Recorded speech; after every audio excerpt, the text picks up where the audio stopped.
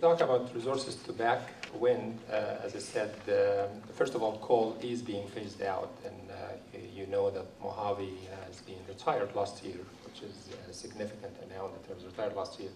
So there's less and less coal available to California.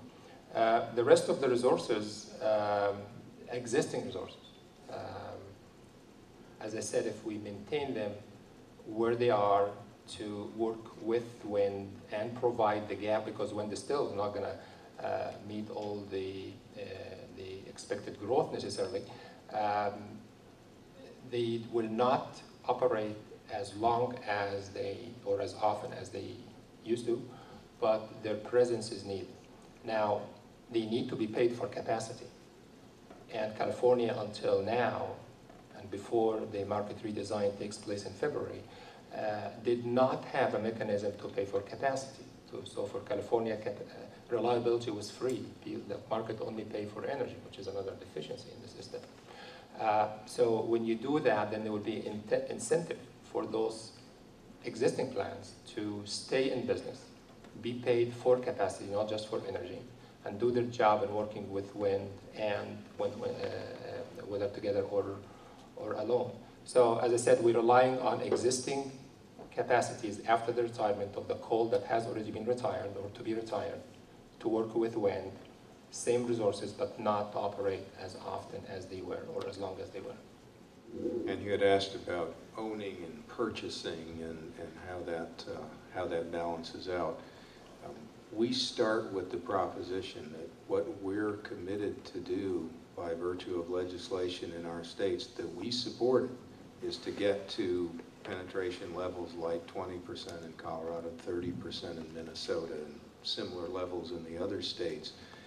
The only way we're going to get there is to have as many tools in the toolkit as we can. So far, all of our megawatts virtually have been purchased, and we will continue to purchase power. But we see some real advantages in getting to those penetration levels of investing ourselves. And we think there's some things we can bring to the party. We think our cost of capital can be appropriate, our return requirements for long-term ownership. And you referred to balance sheet issues, I guess I'll call them, in your question, and then for the benefit of those who are not aware of it, an issue for us is that when we enter into long-term purchase agreements, some of the rating agencies, debt rating agencies, attribute a portion of that commitment as debt on our balance sheet. And that winds up increasing our cost of capital and decreasing our financial flexibility and ultimately affecting our financial health. So what we're trying to achieve is some balance, not to eliminate PPAs, but by investing to give our investors an opportunity to grow with the industry, keep our balance sheet healthy, which we think is better for everybody. The business we're in is serving utility customers reliably and at reasonable cost. Renewable energy is a part of that, but we need to keep a balance so that we're a healthy company for all of our reliability and safety and other requirements as well.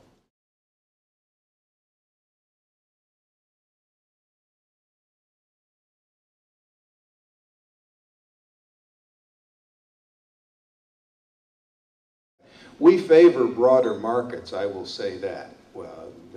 We believe the broader the footprint, the more tools you have to integrate wind into your system and make it all work well. But as to ERCOT, Pat, I certainly leave that one to you. Yeah, I just don't, I think Texas, if it didn't have the ability to be its own, in charge of its own market, would not be where it is today with regard to wind or markets or transmission expansion. And I say this as one who is both regulator of that agency and the alternative, which is FERC. I think for the benefit of the people of the ERCOT part of Texas, which could be expanded into the Panhandle. As you know, I'm involved in the proposal that would expand the reach of ERCOT and draw some of the generation from the Panhandle and spread it across Texas. I just don't see that trying to eliminate that ERCOT SPP distinction would work for the benefit of the people of that state, of Texas. So I would have to say we've got to make it work in the imperfect world as long as we can.